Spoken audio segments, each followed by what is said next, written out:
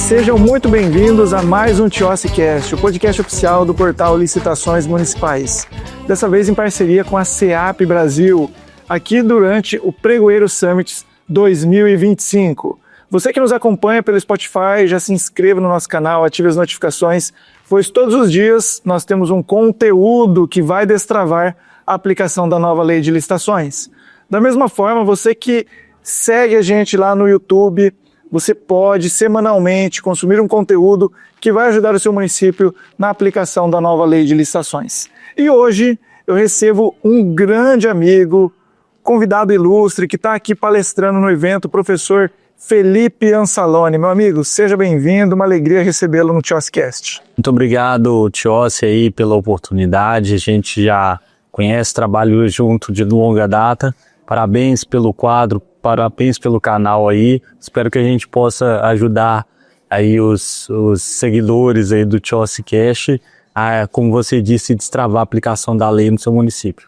Vejam, o professor Felipe Anzalone é advogado, tem mais de 18 anos de experiência com licitações e contratos, seja para iniciativa privada, seja para administração pública, Sistema S, realmente é uma grande referência nacional.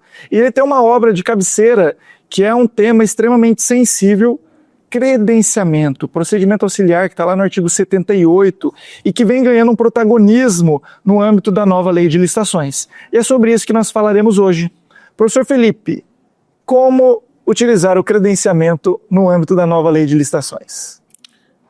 Essa pergunta é boa, importante, mas eu acho que a primeira resposta é estudando e entendendo para que serve esse procedimento auxiliar. Você sabe, né, que o credenciamento ele é muito utilizado pelos municípios. Talvez os municípios até utilizem mais o credenciamento do que a administração federal, tá? Principalmente na segunda hipótese, né, que é a seleção a critério de terceiros, porque os munícipes, os cidadãos estão muito mais próximos da esfera municipal do que da administração federal e estadual, por exemplo. Mas o credenciamento da 14133 ele é diferente do credenciamento anterior da 8666. Eu até brinquei na palestra aqui de hoje que o credenciamento na nova lei de licitações ele é mais fechado, com menos espaço interpretativo do que o credenciamento que era feito na legislação anterior, na 8666, que você não tinha nada, nenhuma regulamentação. Então a 14133 ela precisa ser muito estudada em todos os aspectos e para isso o TIOSScast ajuda muito. E o credenciamento ainda mais, por quê? Para que a gente agora saiba aplicar o credenciamento dentro dos limites que o legislador estabeleceu e não de maneira aleatória, como muitas vezes vinha sendo aplicado à luz do 8666. Então o primeiro passo é estudar e aplicar conforme a lei. E vejam, essas premissas iniciais são extremamente relevantes porque, de fato, lá na 8666 nós não tínhamos uma previsão expressa do credenciamento. Tanto é que ele era fundamentado com base no caput do artigo 25, em razão da inviabilidade de competição à inexigibilidade. O credenciamento foi fruto de uma construção doutrinária e jurisprudencial em razão das necessidades da administração. E agora nós temos ali de forma expressa no artigo 74 como inexigibilidade, no artigo 78 como um procedimento auxiliar. E realmente, o maior desafio nesse momento é nós desapegarmos da 8666.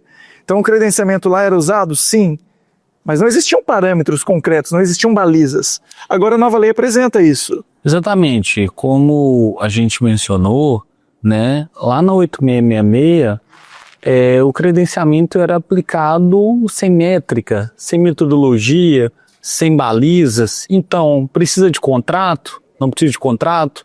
Posso fazer um credenciamento que é aberto e fechá-lo 2 meses depois? Com qual prazo de validade? Pode passar o exercício? Não pode? Tem distinção de uma hipótese para outra? Tem que ter rodízio? Não tem que ter rodízio? Enfim, respostas essas que a nova lei de licitações instruiu, regulamentou, estruturou e criou premissas para que esse tema seja trabalhado. Eu gosto de dizer que a 14133 trouxe balizas mais seguras, mas que ainda muita coisa do credenciamento ainda vai ser implementada. Só que dessa vez com muito mais segurança jurídica, o que é ótimo para todo mundo. Maravilha. Traz de forma exemplificativa quais são as diferenças lá do artigo 79 dos credenciamentos paralelo não excludente, a critério de terceiros em mercados fluidos, porque eu vejo uma certa dificuldade no momento do servidor público, do prefeito, do secretário materializar em quais casos ele poderia eventualmente adotar cada um dessas espécies de credenciamento. Legal. Veja, lá no artigo 79, então, nós temos 3 hipóteses, como você bem mencionou. A primeira delas, a paralela e não excludente. Nesse caso, né, o contratante é a própria administração. A administração precisa de um serviço prestado por terceiros credenciados, e o serviço executado por uma empresa não interfere sobre a outra, mas o tomador do serviço sempre é a administração para resolver um problema da própria administração. Então vamos dar um exemplo, né? O Tribunal de Contas da União tem um edital de credenciamento que virou um clássico ainda na égide da 8666, que é o edital de tradutores, tá? Tradutores de idioma. Então, o tribunal, acho que é o 01 de 2020, que está no nosso livro, inclusive.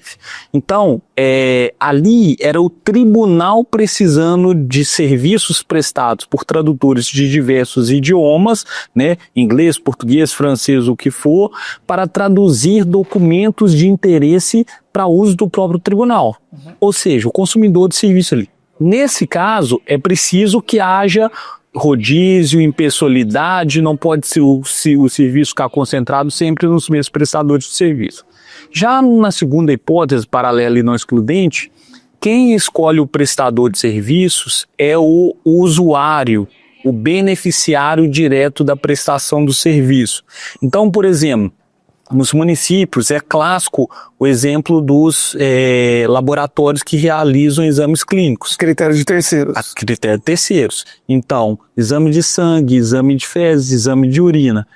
Esse tipo de exame cabe ao cidadão, no caso o paciente, escolher aonde ele vai realizar os seus exames diante da lista de laboratórios credenciados do município. Então, nesse caso, uma diferença brutal é que pode haver distorção em relação à quantidade de exames realizados por um laboratório e outro, e nisso não fere a isonomia. E, finalmente, a terceira hipótese, aquela mais inovadora, onde a administração mais tem espaço para inovar, é nos mercados fluidos. Quando a administração quer contratar preços, né, realizando cotações no dia, no momento da contratação.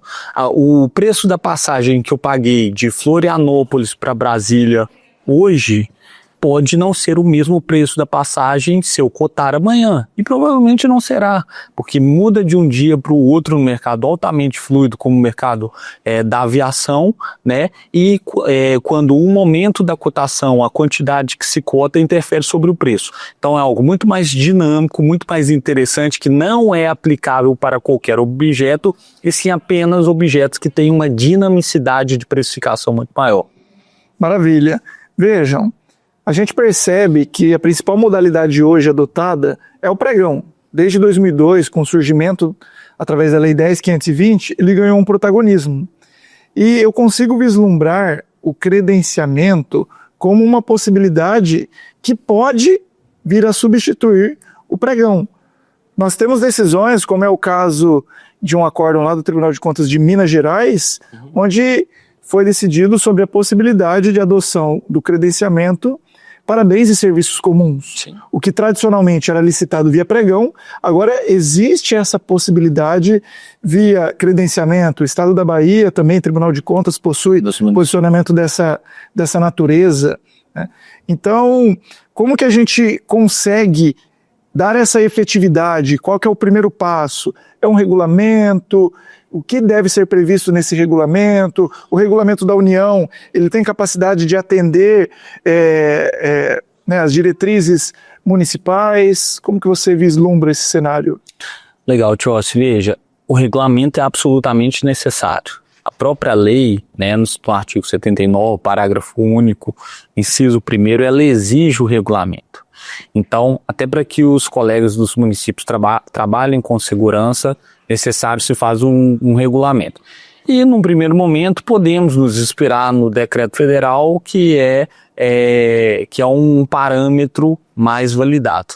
Mas, por exemplo, só para atiçar a curiosidade aqui um pouquinho, alguns municípios, e aqui cito 2 exemplos, no meu entendimento particular, tem decretos regulamentadores do credenciamento até mais avançados do que o decreto federal.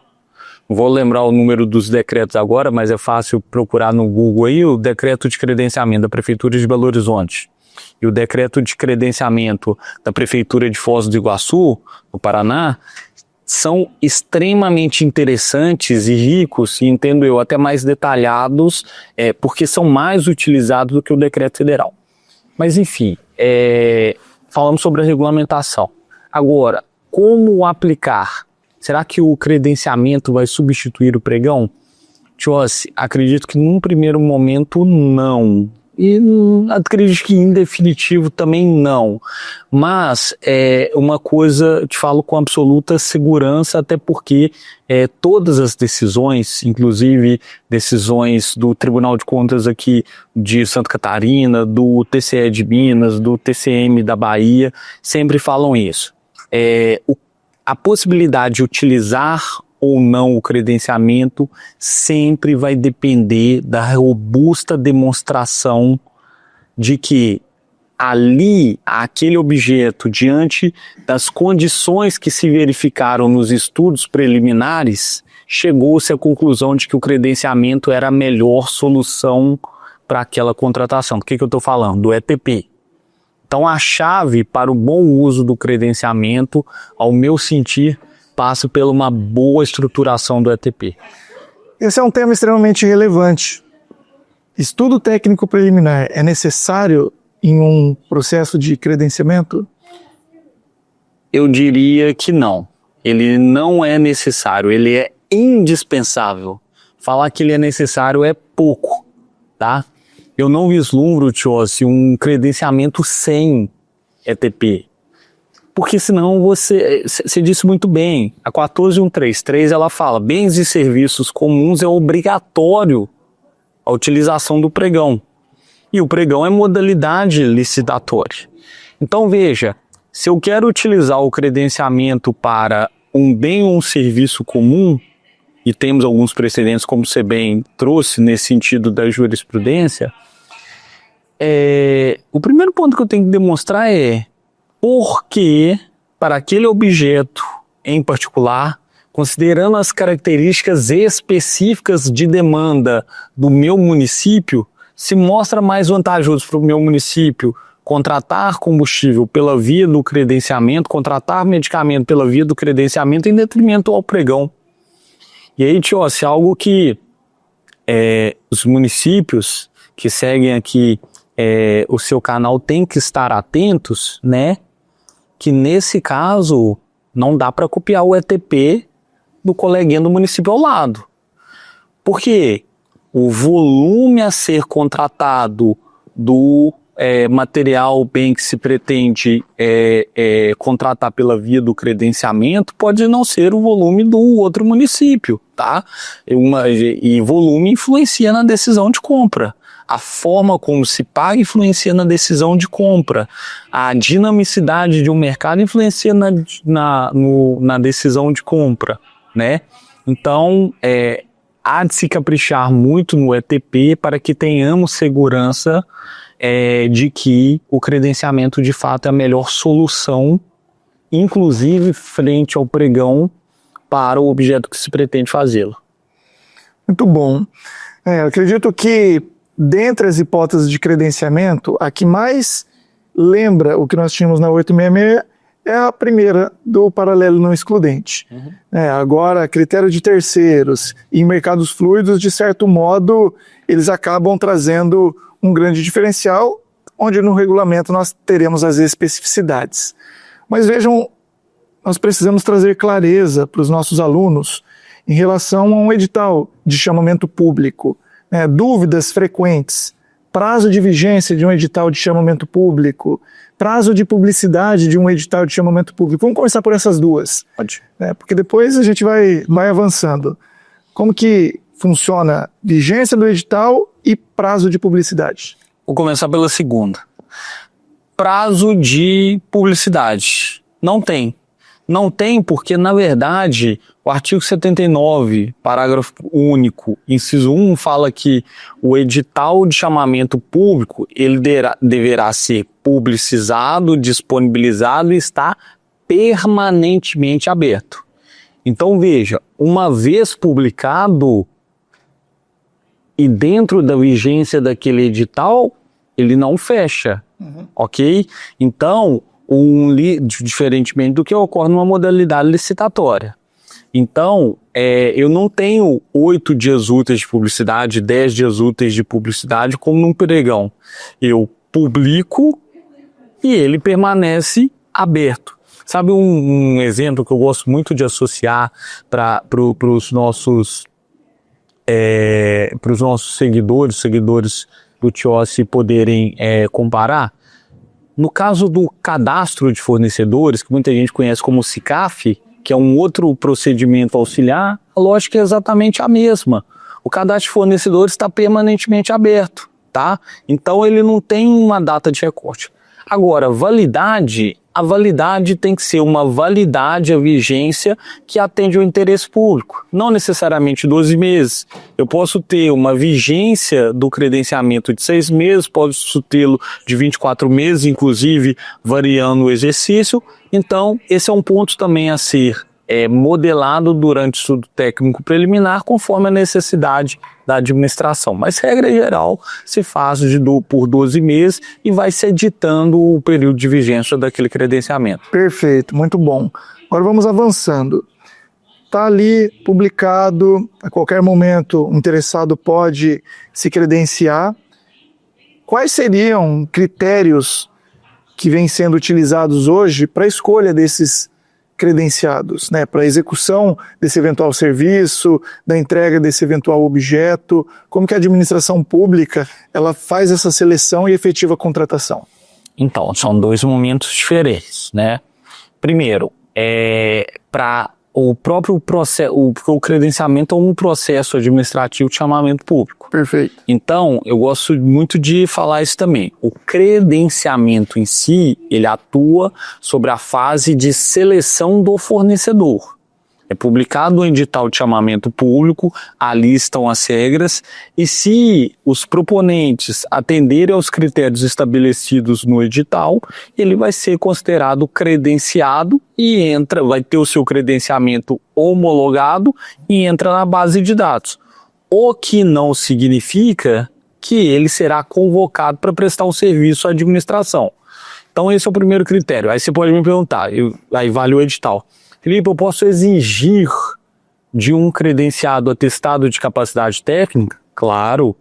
Posso até, principalmente se for em um serviço, vale a pena.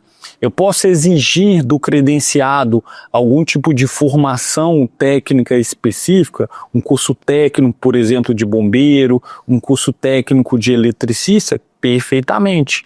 Então você vai ter áreas de especialidade, nichos de especialidade ali que precisa ter uma documentação específica para comprovar conhecimento. O atestado de capacidade técnica comprova experiência, não conhecimento, né? E uma vez credenciado, aí estando na base, quando a seleção, a escolha para prestar o serviço, aí vai variar conforme a hipótese. Na principal, como você disse, a paralela e não excludente, você tem alguns critérios de distribuição da demanda.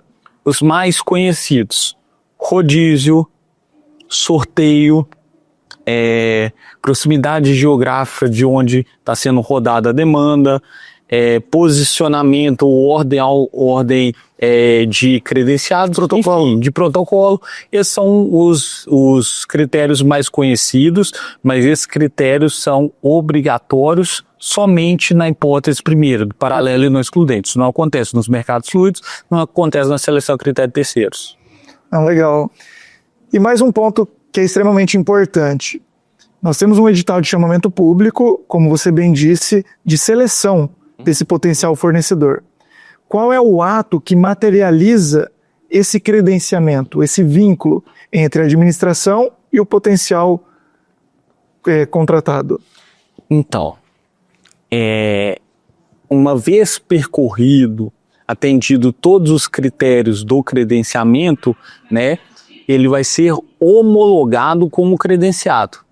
A semelhança do que ocorre com o cadastro fornecedor. Ele está cadastrado no SICAF. Perfeito. Beleza, entrou na base. Agora, estando à disposição da administração, né, numa paralela e não excludente, e se ele entra na fila e finalmente chega o dia dele ser contratado ali e ele aceita a demanda, aí ele vai ser contratado por inexigibilidade de licitação, ok? Então, toda contratação de um credenciado é uma contratação por inexigibilidade de licitação, juridicamente falando, né, na hipótese do artigo 74, parágrafo 4º. Agora, isso não significa, já adiantando um pouco uma pergunta muito recorrente que aparece, que toda contratação pela via do credenciamento precise gerar contrato. Não necessariamente precisa haver essa formalização. Eu até recomendo que na maioria das vezes não haja. Era justamente nesse ponto que eu gostaria de chegar. Porque o que a gente vivencia na prática? A empresa se credenciou, é celebrado um contrato com ela. E daí daqui a uma semana surge mais um interessado. Daí falei, agora, já coloquei 100% das unidades aqui, como que eu faço a divisão de 50 para cada um? Como que eu lanço isso no sistema? O que eu venho difundindo? Que seja celebrado um termo de credenciamento, que é similar à natureza jurídica de uma ata SRP. É uma expectativa futura. Pode ser que não se materialize, vai depender da hipótese, da espécie de credenciamento que foi feito. Então nós teríamos ali a base, como você bem mencionou, materializado em um termo de credenciamento, e no ato da contratação, poderíamos ter um instrumento contratual convencional, poderíamos ter uma nota de empenho, uma ordem de serviço, que de fato daria efetividade àquele credenciado. Então é extremamente relevante essa questão, e hoje eu vejo que o maior empecilho seja sistema. Os sistemas não estão preparados, os softwares de gestão, para operacionalizar o credenciamento. Porque quando a gente celebra um contrato, nós ficamos amarrados aos limites contratuais, sejam de aditivos para mais ou para menos, seja de prazo de execução, de modo que o termo de credenciamento ele não tem amarra nenhuma. Sim. Então é essa mudança que talvez hoje impeça o avanço do credenciamento. Como que você tem enfrentado essa... Eu concordo integralmente. E aí, Tiossi, dando algumas dicas para os nossos seguidores. Primeira coisa, eu tenho visto muitos editais de credenciamento sem o termo de credenciamento. Então, sem esse anexo, tá? Então, uma primeira dica objetiva. Vai publicar um edital de credenciamento, coloque o termo de credenciamento, tá? Que, como você disse, a natureza dele é muito parecida, tá, com de uma ata de registro de preço que ele tem o condão de administração dizer: a empresa tal preencheu os requisitos do credenciamento, ela está credenciada enquanto esse credenciamento viger. Perfeito. Ok? Se ela vai ser contratada ou não, isso ninguém sabe. Até porque a administração não está obrigada a contratar no credenciamento, assim como não está obrigado a contratar no SRP.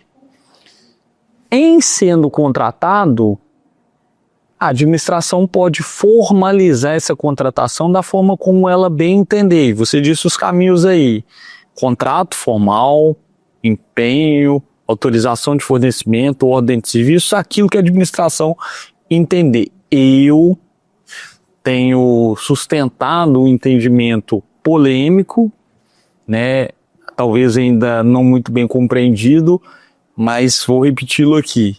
Sempre que possível, não celebre contrato no credenciamento. Não celebre.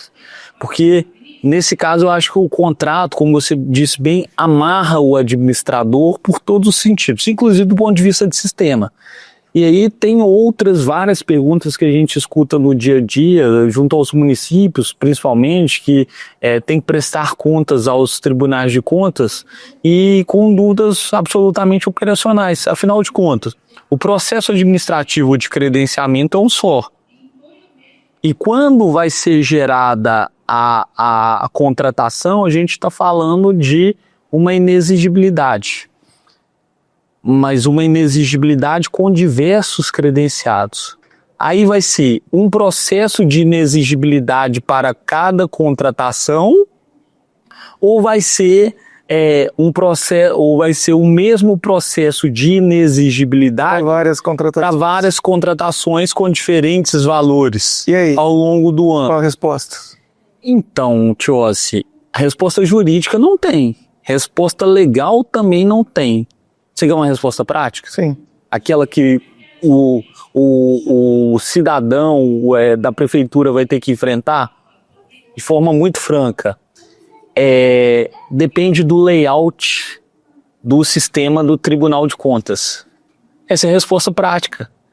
A forma como o Tribunal de Contas estadual dele quiser receber os documentos daquele credenciamento vai ser a resposta prática a essa pergunta. E aí a gente tem um problema. Pode ser que o Tribunal de Contas aqui de Santa Catarina tem um layout de recebimento bem distinto do de Minas Gerais.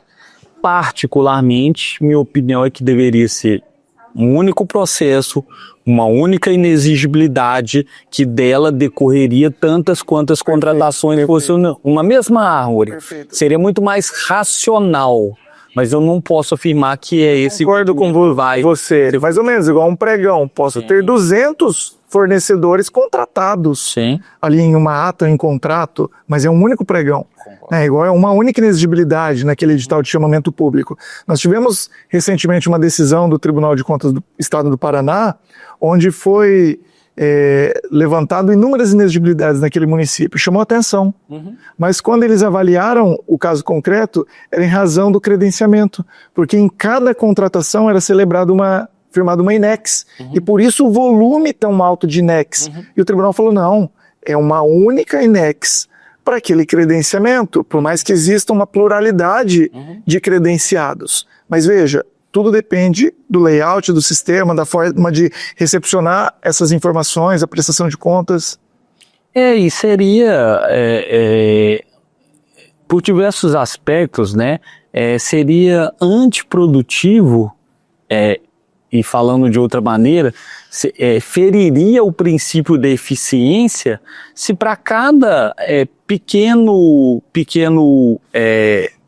rodízio ali rodado, eu tivesse que instruir tudo novamente, publicizar tudo novamente, despachos. Aí o credenciamento ele foi feito para trazer celeridade, principalmente as pequenas contratações. Então nós temos que adotar o formalismo moderado, adotar a celeridade, adotar critérios objetivos de transparência para colher os melhores frutos desse procedimento. Você que tem uma obra que é referência sobre essa temática, o que você vê de vantagem ou o que você quer compartilhar com o nosso público, seja em relação a uma especificidade, uma possibilidade, aquilo que você vê que o credenciamento pode ser um diferencial dentro dos municípios? Fique à vontade para compartilhar aquilo que você vê de valor no credenciamento. Só as vantagens? Você não quer as desvantagens? Não, vamos falar de coisa boa, vantagem. Então vamos lá. Então vamos falar sobre as vantagens. O credenciamento, a grande vantagem dele é que ele oferece, por exemplo, comparativamente ao pregão, uma rede de prestadores de serviço. O objetivo de se utilizar o credenciamento é que o órgão público ele vai dispor de uma rede de prestadores de serviço que vai prestar serviços ou fornecer um bem, né, já que cabe para fornecimentos, com regras padronizadas. Ok? Outra vantagem, essa eu diria que é a principal. Outra vantagem, principalmente falando de município, é a desconcentração de renda, tá? E nesse sentido, fomentar o desenvolvimento local, um ciclo virtuoso da contratação pública, uma vez que mais empresas serão beneficiadas, às vezes com o mesmo volume de recursos que uma única empresa seria vencedora no pregão. Então, olhando a contratação pública enquanto um instrumento que pode fomentar o desenvolvimento dos pequenos negócios, que é uma pauta que eu gosto muito, que é uma pauta que eu sei que você gosta muito, o credenciamento contribui muito para a geração de emprego, renda, principalmente de pequenos objetos muito característicos ali, que são apropriados do microempreendedor individual, da ME e da EPP, e de serviços tomados localmente, principalmente na esfera municipal. Deixa eu aproveitar, né, esse gancho do fomento ao ME e EPP. Veja, nós temos as compras exclusivas até 80 mil. E nós temos precedentes do TCE Paraná, TCE Minas e TCE do Mato Grosso, onde é possível a restrição territorial.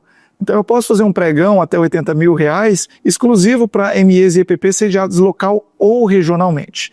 Eu enxergo que no tocante ao credenciamento seguiríamos a mesma lógica dentro do limite fixado ali na lei do teto de 80 mil reais. Por item. Exato, por item. Mas vejam, se a gente pensa lá no SRP, a lei traz no artigo 82 que eu posso fazer a divisão de um quantitativo em vários itens para um melhor aproveitamento do mercado, por questões de logísticas, de especificidade, inclusive pagando preços distintos para o mesmo objeto. Você consegue vislumbrar a possibilidade de, por exemplo, um determinado objeto cujo item extrapola os 80 mil, acontecer divisão desse mesmo item em vários lotes, para que não extrapole os 80 mil, pensando em compartilhar com as empresas locais e fazer um credenciamento restrito, exclusivo para quem está sediado local regionalmente? Então, Tiossi, eu consigo visualizar isso, né, do ponto de vista teórico. Tá? Do ponto de vista de doutrina. Mas eu acho, e aí sendo muito franco, né? Eu acho que essa resposta ela tem que ser buscada baseado em dados, baseado em números, baseado na vantagem, na busca da melhor solução. É óbvio que um município menor, um município pequeno, né, um município pequeno, um item de 80 mil do que for, água mineral, cimento, arroz, feijão, ele entrega muito mais para a sociedade do que os mesmos 80 mil de arroz em uma grande cidade. Sim. Ok?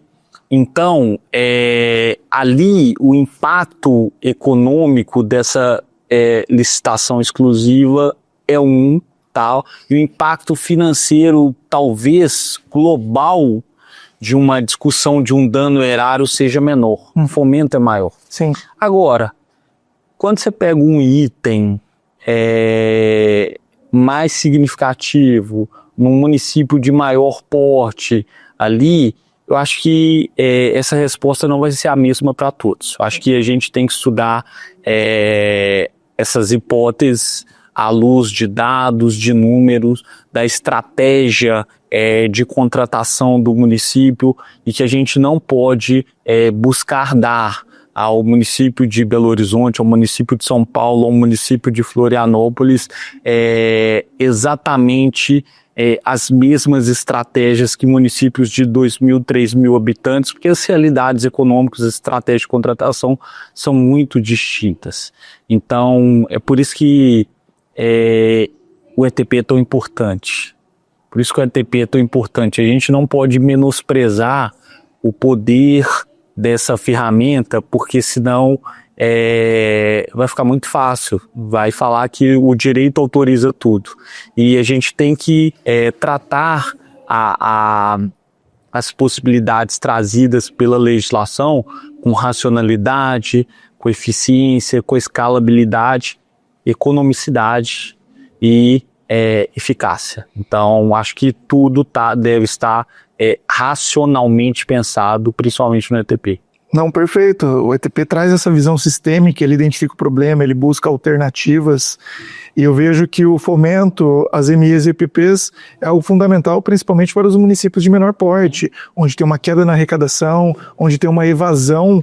Os municípios estão encolhendo, a população reduzindo, e se a própria administração pública não estimular os comerciantes, logo, logo nós não teremos mais empresas, né? E eu vejo que em âmbito de licitações convencionais é um tema que já está mais avançado, mas eu percebo que no credenciamento demanda, obviamente, um amadurecimento, mas eu vejo possibilidades também, diante de dados e do caso concreto, de nós